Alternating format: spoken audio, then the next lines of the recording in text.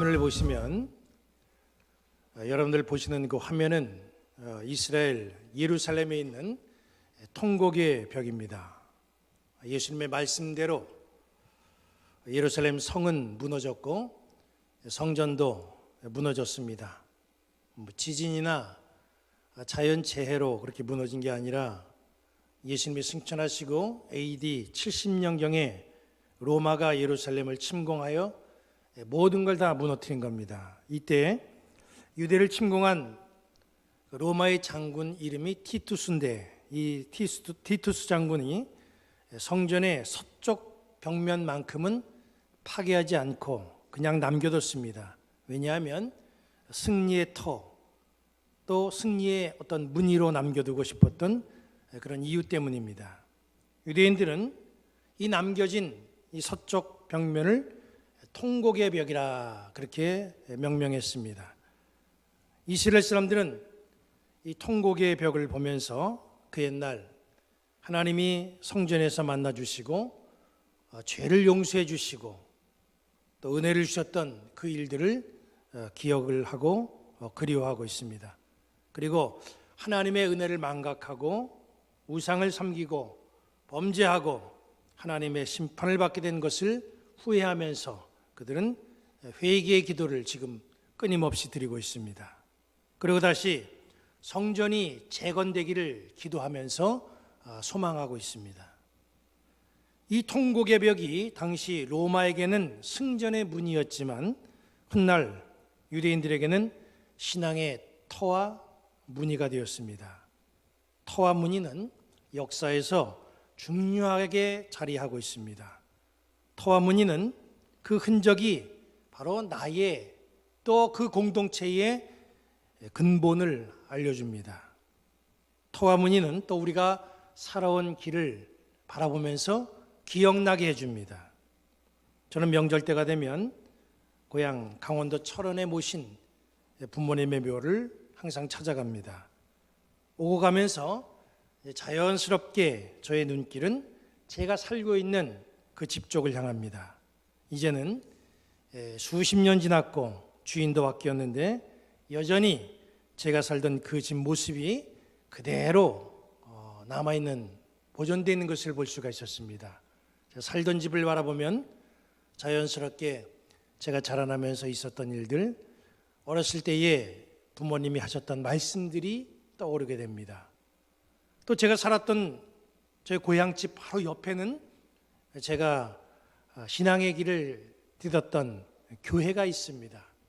그 고향교회를 바라보면 교회학교 시절 또 여름 성기학교 때 있었던 그런 일들, 교사로서 또 성가대로서 헌신했던 그런 일들이 머릿속에 떠오르고 생각이 납니다.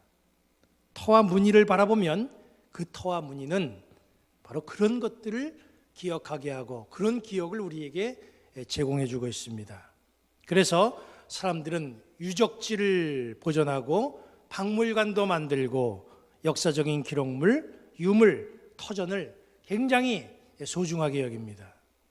터와 무늬는 잊고 있었던 것을 기억나게 하고 미래를 향해서 나아가는 데에 많은 교훈을 주기도 합니다. 터와 무늬는 그래서 많은 사람들이 소중하게 여기고 그리고 그것을 간직하게 하려고 하죠. 많은 사람들이 터와 무늬를 남겨두려고 합니다. 어떤 사람은 자기의 살아온 인생을 정리해서 자서전을 쓰고 자서전을 통해서 터와 무늬를 남겨놓으려고 합니다. 또 동상도 세우고 흔적을 보존해가지고 터와 무늬를 남겨두려고 하는 그런 사람들도 있습니다. 후손을 통하여서도 터와 무늬를 남겨두려고 합니다. 많은 사람들이 터와 무늬를 남겨두려고 하고 보존하고 계승하려고 하는데, 그렇다고 한다면 우리는 믿음의 길을 걸어가고 있는 바로 우리는 신앙인으로서 정말 우리가 남겨놔야 될 터와 무늬, 우리가 가장 소중하게 여겨야 될 그 터와 무늬가 과연 무엇일까? 한번 우리는 그 터 무늬를 생각해 봐야 됩니다. 우리에게는 다른 것보다도 바로 하나님의 이 생명의 말씀이 가장 귀한 터와 무늬가 되어야 될 줄로 압니다. 우리가 후손들에게 물려줘야 될 터, 선명하게 남겨놔야 될 그 무늬는 바로 하나님의 말씀인 거예요. 오늘 신명기 말씀도 말씀이 이스라엘 터와 무늬가 되어야 되는 것을 아주 강력하게 강조하고 있는 말씀입니다. 본문은 말씀의 터와 무늬를 마음속에 새겨야 된다 그렇게 명령합니다. 자녀에게 부지런히 가르쳐라 그렇게 명령합니다.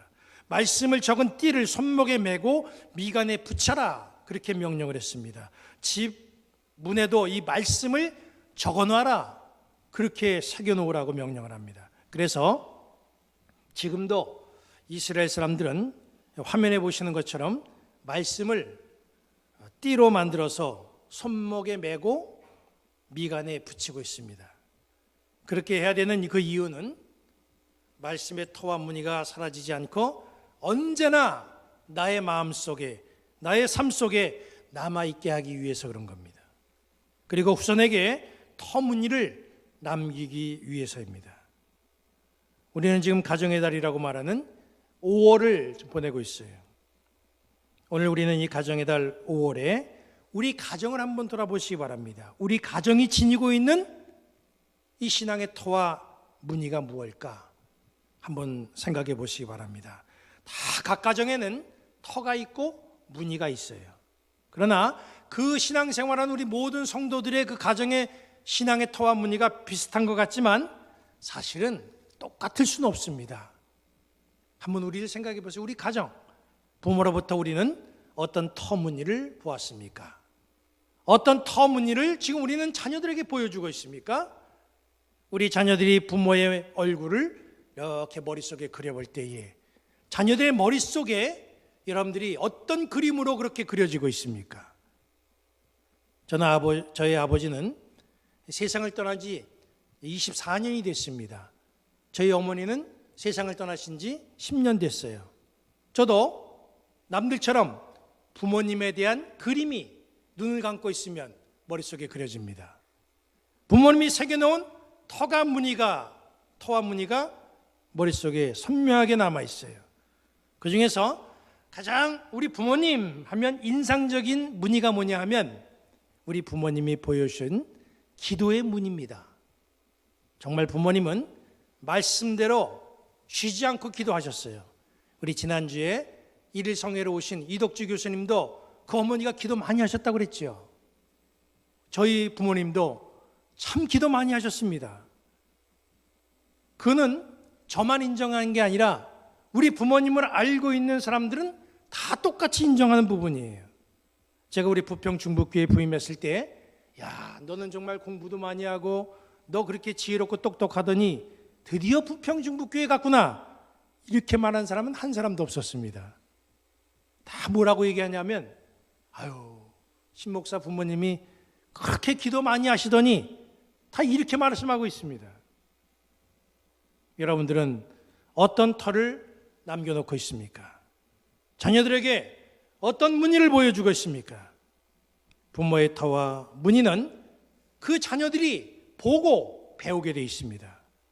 자녀는 부모의 터와 무늬를 닮아가게 되어 있습니다. 그리고 그 터와 무늬대로 자녀들은 똑같이 살아가게 되어 있습니다. 어떤 가정을 이렇게 보면 그 섬기는 것이나 헌신하는 것이나 열심을 내는 것이나 순종하는 모습이 어쩌면 그렇게 그 부모를 똑 닮았는지 몰라요. 그런 모습을 볼 때 참 목회하면서 보람과 행복감을 느끼게 됩니다. 헌신의 터와 무늬를 나타내는 부모는 자녀들이 그대로 보고 똑같이 아 저렇게 신앙생활하는구나 하면서 그려가게 돼 있습니다. 그런데 안타깝게도 어떤 가정은 신앙의 대를 이어가지 못하는 가정이 있어요. 아, 저 사람은 그래도 교계에서는 이름 있는 사람인데 그래도 교회에서는 직분이 중진이고 꽤 괜찮은 사람인데 이렇게 교회에서 하는 거 보면 꽤 열심인 것 같고 뭔가 굉장한 사람 같은데 아, 그 자녀에 대해 가지고는 신앙이 이어지지 않는 그런 안타까운 모습들이 보이는 그런 가정이 있습니다. 또 그 가정을 이렇게 보면은 과연 저 사람 다음 세대 그 자녀에게도 신앙의 뿌리가 내려질 수 있을까? 이렇게 염려스러운 가정도 있어요. 왜 그렇습니까? 그 이유는 자녀들에게 보여줄 만한 신앙의 터와 무늬가 없기 때문에 그렇습니다. 보여줄 신앙의 무늬가 없는데 자녀가 어떻게 신앙의 무늬를 그려가고 만들 수가 있어요? 못하는 거죠. 하나님은 이스라엘에게 멋진 신앙의 터와 무늬를 주셨어요. 그리고 하나님은 이스라엘이 받은 터와 무늬를 계속 후손들에게 나타내기를 원했습니다. 대표적인 게 모세가 시내산에서 받은 십계명 아니겠습니까? 아주 돌판에 선명하게 새겨진 그런 주님의 주신 말씀이 있습니다.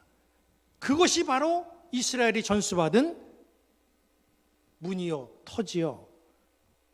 그런데 하나님께서 그 십계명을 주신 그 이유는 이거 가지고 갈수록 터를 견고하게 하고 여기에 새겨진 이 글씨 지워지지 않게 하고 무늬를 좀 더 확실하게 새겨나가야 된다. 그렇게 원하셨던 거예요. 그래서 신명기 6장을 통해 강조하고 또 강조했습니다. 그런데 세월이 흘러서 이스라엘이 가나안 땅에 들어가고 성읍을 얻게 되고 집을 얻게 되고 운물을 차지하게 되고 생업을 통해서 배가 부르게 되니까 이스라엘 백성들이 말씀의 터와 무늬에 대해서는 관심을 두지 않게 됐습니다. 아무리 좋은 터나 아무리 멋지게 그려진 그림, 무늬라고 할지라도 그냥 방치되면 보존되기가 힘들죠. 아무리 견고한 터, 풍화작용이 일어나면 이게 세월이 따라서 부식되고 파괴될 수밖에 없습니다. 아무리 멋지고 화려한 무늬라고 해도 관리하지 않으면 당연히 퇴색될 수밖에 없지요. 그래서 박물관이나 기념관에는 적정한 온도와 습도를 맞추어서 부식을 방지하고 터를, 무늬를 보존하고 그렇게 지켜나가는 것을 보게 됩니다. 이스라엘에게 말씀이 주어졌어요. 그런데 말씀의 터와 무늬를 잘 보존하고 전수시켜야 되는데 그냥 방치해놨습니다. 이스라엘이 말씀의 터와 무늬를 방치했을 때에 결국 어떻게 됩니까? 터와 무늬가 사라질 수밖에 없는 거죠. 그래서 사사기 시대 와가지고 다 퇴색됐어요. 다 터가 부식됐어요. 사사기 2장 10절 그래서 이렇게 말씀하고 있잖아요. 그 세대의 사람도 다 그 조상들에게 돌아가고 그 후에 일어난 다른 세대는 여호와를 알지 못하며 여호와께서 이스라엘을 위하여 행하신 일도 알지 못하더라. 왜 모릅니까? 다 지워졌으니까 모르죠. 뭘 볼 수가 있어야죠. 신앙의 터와 무늬가 사라진 모습이에요. 나중에 사라진 신앙의 터와 무늬를 복원하기 위해서 이스라엘이 감당해야만 했던 시련은 엄청나게 컸습니다. 하나님의 채찍독으로 사용된 이방 족속에게 아주 혼쭐이 났어요. 포로로도 잡혀갔습니다. 신앙의 터와 무늬는 우리 가정의 미래를 좌우하게 되어 있습니다. 우리에게는 신앙의 터와 무늬가 있어요. 어떤 이는 부모가 지닌 신앙의 터와 무늬를 보고 더욱 견고하게 터를 만들어가고 더 아름답게 무늬를 치장해서 업그레이드 시키는 그런 가정이 있습니다. 어떤 이는 부모로부터 보고 배운 터 무늬가 없기 때문에 이제부터 신앙의 터와 무늬를 만들어가고 신앙의 무늬를 조심스럽게 그려가는 그런 사람들도 있습니다. 중요한 건 이 신앙의 터와 무늬가 가면 갈수록 견고해야 되고 그리고 가면 갈수록 더 멋있게 선명하게 남겨져 있어야 된다는 거예요. 가정의 달 5월을 맞이하며 우리가 이루어가는 신앙의 터와 무늬를 여러분들 마음속에 한번 생각해 보시기 바랍니다.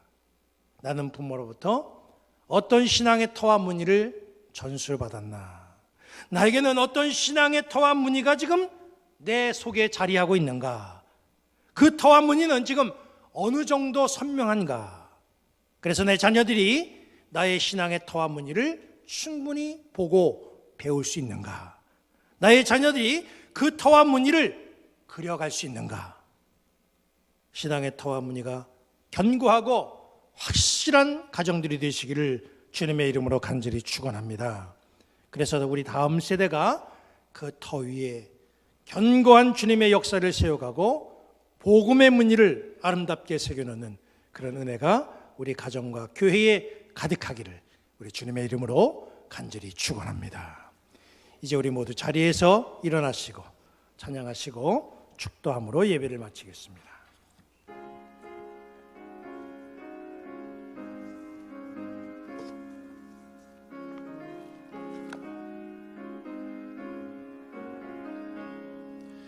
서철의 봄바람 불어있고 하나님 아버지 모셨으니 믿음의 반석도 든든하다.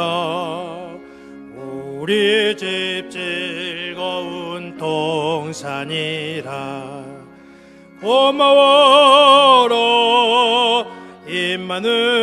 임마누엘 예수만 섬기는 우리 집 고마워라 임마누엘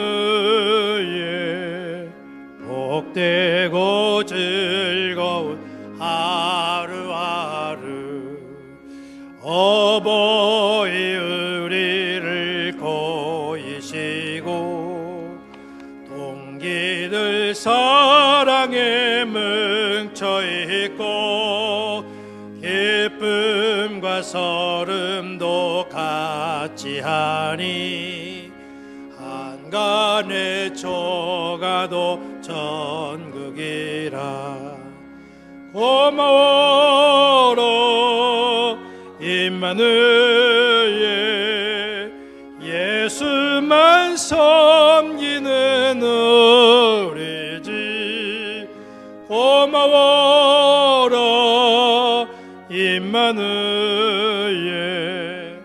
복되고 즐거운 하루하루 아침과 저녁에 수고하여 다 같이 일하는 온 식구가 안상에 들러서 먹고 마셔 여기가 우리의 낙원이라 고마워라 임마누엘